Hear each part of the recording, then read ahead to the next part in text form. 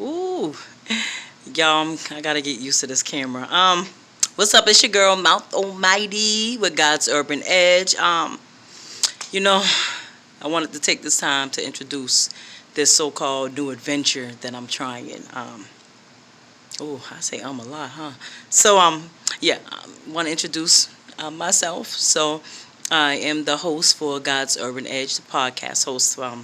God's Urban Edge, real talk, real people with real lives. I believe in that. I believe in having real conversations and so forth, and just to give people a platform to speak their mind, to speak their truth, and then we learn and heal and so forth from that. And in addition, did you want to get in you want to get my video? Please send it to YouTube? Clearly my child. My child don't want to be in my come on, but it's just anyway, so again, this is just a little intro. I'll tell you what Breathe Again is. So again, I'm Mouth Almighty from God's Urban Edge. But Breathe Again was birthed out of a place of being married for 5 years. Now, get it, again, no male bashing here.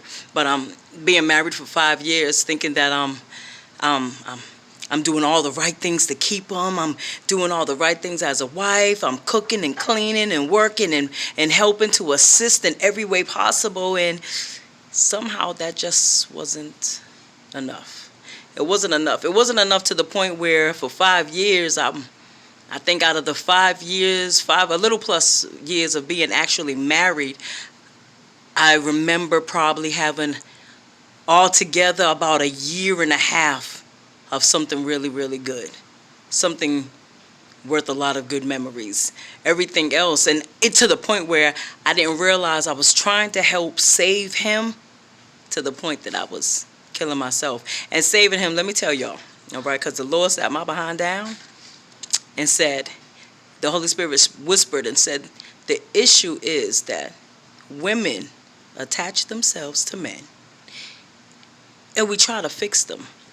We try to help them. We try to, because that's what we are. We're nurturers, right? We're nurturers. So as a nurturer, we try to help them. We try to, where we can see they're broken at or where they're hurt at, or we see, oh, well, he's just going through issues because when he was younger, and because we heal faster, we get delivered faster, we want help faster. Some men are just arrogant and prideful, and don't want help. And I don't even know if that's society's fault or if it's their upbringing or what it is. But naturally as a woman, I know some of the things that I felt that my mom should have done for me.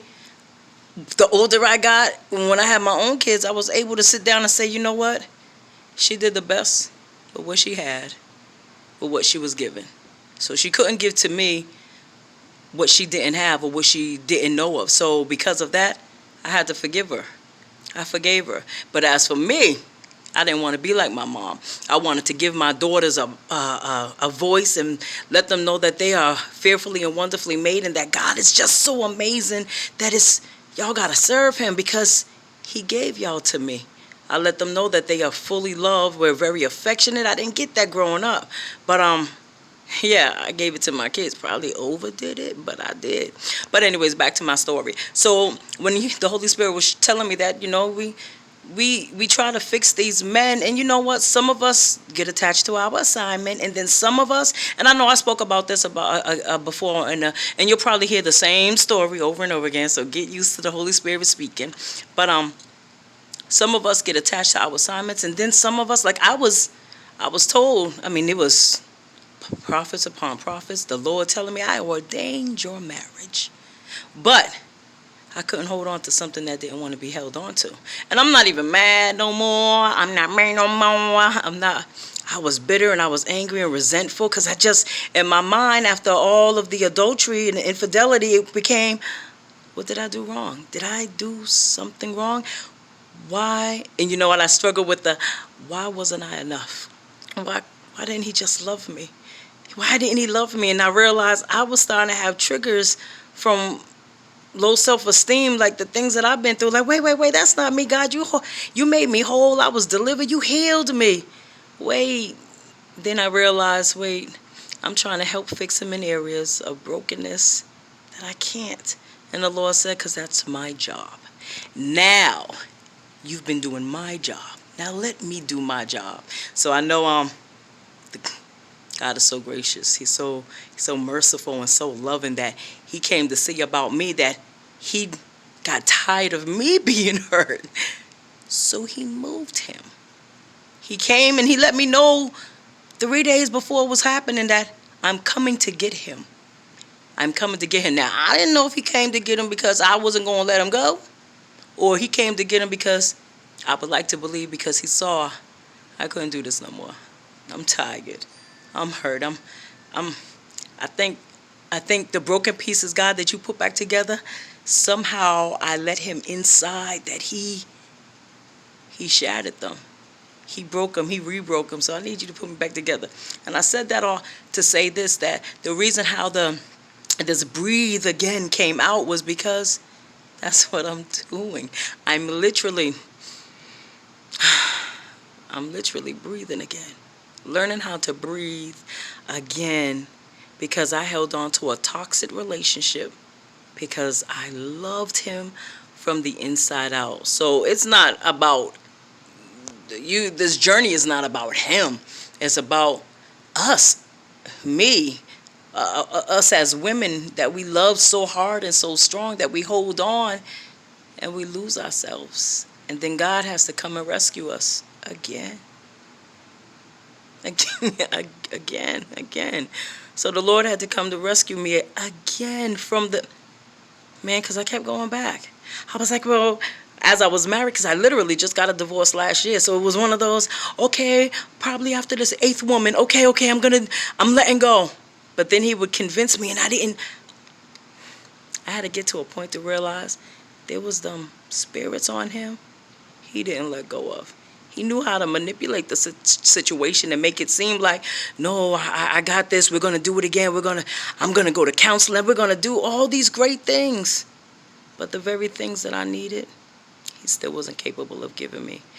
And I got to a point that I started to believe he was incapable of loving me because he didn't know how to love himself. So that brings back on to no male bashing. But he's a broken man. He's a broken man. I dealt with his brokenness for almost 6 years, and I held on to it. And now that God took him and told me he was coming, because he was like, oh no, baby, we ain't going this way. Because the things that I have for you to do, he can't come because he doesn't want me right now. Right now, I need you to keep your hands off of him. Matter of fact, I'm going to just take him from you. And I said, then move him. Move, God. Move. And then I woke up. I shed some tears, and I got up and dusted myself off because I remembered who I was. I began to remember how peace felt when I wasn't with him.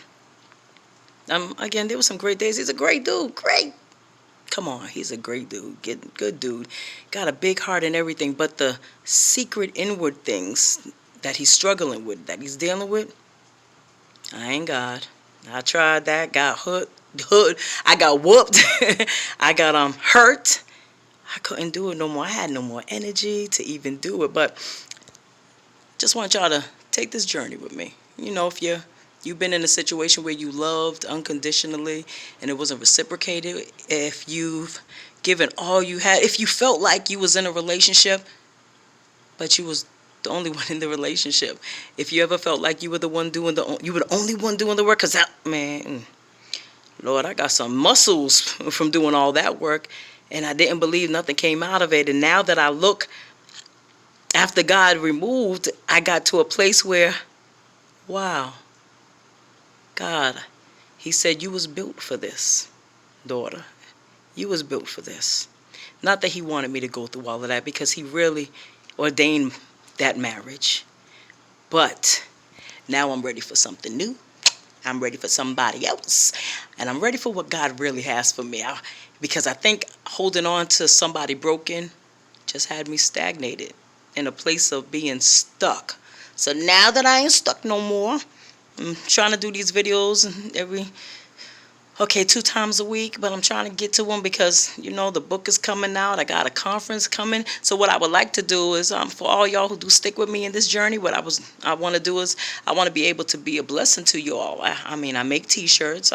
Occasionally, I'm rebranding myself. So that's why it's Breathe.aAgain. And the reason why there's a capital A right after the first lowercase a is because I had to do this again. Like, we got to realize sometimes we fall. We think we're doing the right thing because I really thought me being a great wife, I'm going to hold on to him. I know he cheated, God. I know. But he wasn't in his right mind. I mean, those are my banters with God. Like, I'm going to just still be the great wife I'm supposed to be. I believe, God, he going to turn it around. He's going to turn it around. He going to do right by me, Lord. And then 5 years later, I was like, darn, again. I got to the point that I was embarrassed for people to know I was even talking to him. I secretly didn't want people to know that he was staying with me. I secretly was just embarrassed. Because in my mind, if you weren't doing the little things, and all I wanted you to do, little things. For me, little things mean the world. Like, read the Bible with me and tell me how much you love God. Let me see you worship God. I ain't got no problem. I would stop in the middle of the street, scream out loud, and tell everybody how much I love God, how awesome he is. I didn't care where I was. I'm not embarrassed about God and what he did and what he's doing and what he will do. But if you couldn't worship God, and we were on the praise team together, but if you couldn't worship God in front of me, then that showed me your relationship. It showed me your heart. How your heart responds to God is how you're going to deal with me. And not saying that, I'm just saying, brokenness.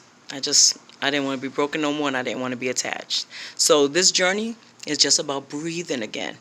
So again, like I was saying, I'm rebranding myself. Got my website coming out, so I'll be for people who do stay with me. I want to bless y'all with some customized T-shirts, some customized coasters and cups and wine glasses and so forth. I want to be able to bless y'all, to tell y'all thank you, and to remind you that you are fearfully and wonderfully made.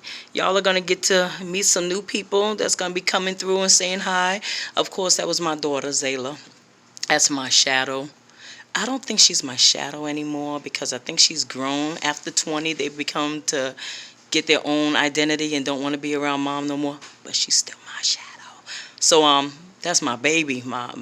That's my joy right there. And then you'll meet my heartbeat, Christmas. So if y'all willing to take this journey with me, I'm willing to continue to be open, real, and transparent. All right? So y'all be blessed. And remember, you are fearfully and wonderfully made. Fearfully and wonderfully made. And God is just waiting for us to live because he wants us to breathe again. No matter, there's nothing too hard for God. And it doesn't matter what you've done. I've probably done worse. But God still forgave me, and he still allowed me to breathe again. Blessings to you. All right? I love you with the love of God, and y'all be blessed.